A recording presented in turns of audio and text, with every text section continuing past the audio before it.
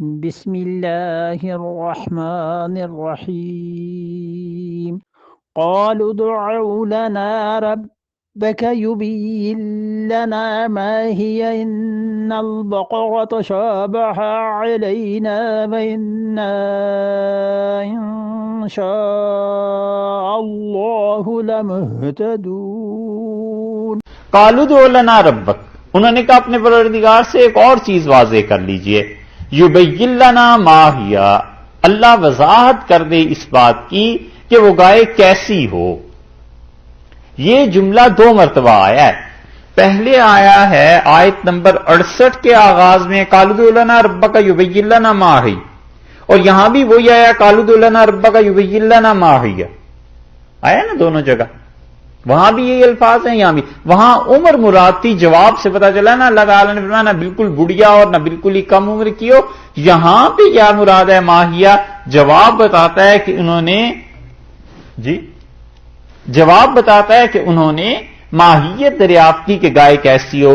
ان البقرہ، بلا شبہ گائیں جو ہیں، تشابہ علینا، ہم پر مشتبہ ہو گئی ہیں، ملتی جلتی ہیں سب ایک دوسرے سے، کس کی قربانی کریں، کس کو چھوڑ دیں، یہ ساری چیزیں آپس میں مل رہی ہیں، کیا کریں؟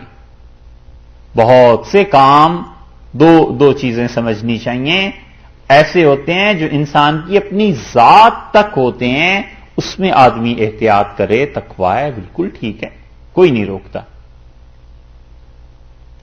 اور ایک وہی کام عام لوگوں کے لیے، دوسروں کے لیے قطعاً اس پہ فتویٰ نہ دے، قطعاً لوگوں کو نہ کہے کہ تم بھی اسی پہ عمل کرو، اس لیے کہ وہ تو تقویٰ کی بات ہے، اللہ کے ساتھ تعلق کی بات ہے۔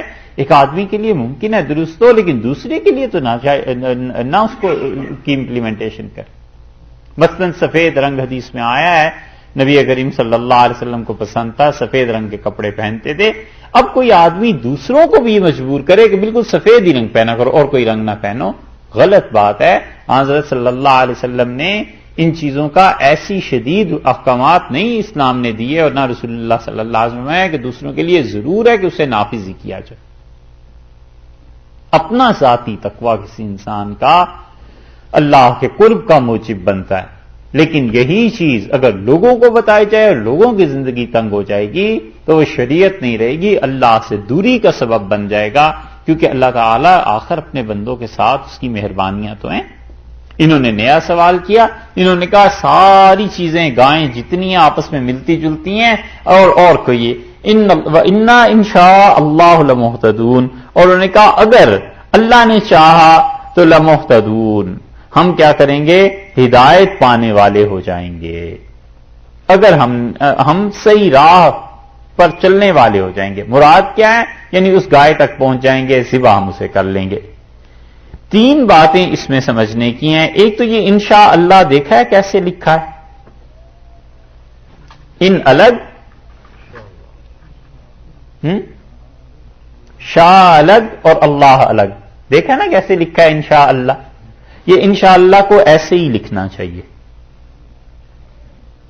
اردو میں جوڑ کے لکھ دیتے ہیں نا، شین کے ساتھ نون بھی ملا کے لکھ دیتے ہیں، یہ نہیں لکھنا چاہیے، یہ گناہ کی بات ہے۔ اس کی وجہ لغت کی بحث ہے، وہ چھوڑیے، عربی کی بحث ہے اس کو چھوڑیے، وہ ذرا دقیق ہے۔ بس اتنا سمجھ لیجئے کہ اس کو اسی طرح لکھنا چاہیے، ان الگ اور شاء الگ اور اللہ الگ لکھنا چاہیے۔ ہاں اسے بھی الگ کر کے لکھنا چاہیے، ان شاء اللہ، 3 لفظ الگ لیں، ان اگر، شاء چاہا، اللہ اللہ نے، اگر چاہا اللہ نے، یہ 3 چیزیں الگ الگ، 3 الفاظ الگ الگ ہیں، ان کو الگ لکھنا چاہیے اردو میں بھی جیسے ہوتا ہے نا، اور نون کو شین کے ساتھ نہیں ملا دینا چاہیے۔ ایک بات تو یہ لغت کی بحث نہ ہوتی تو ہم کچھ عرض کرتے ہیں، مگر وہ لغوی بحث ہے، اس کو چھوڑیے۔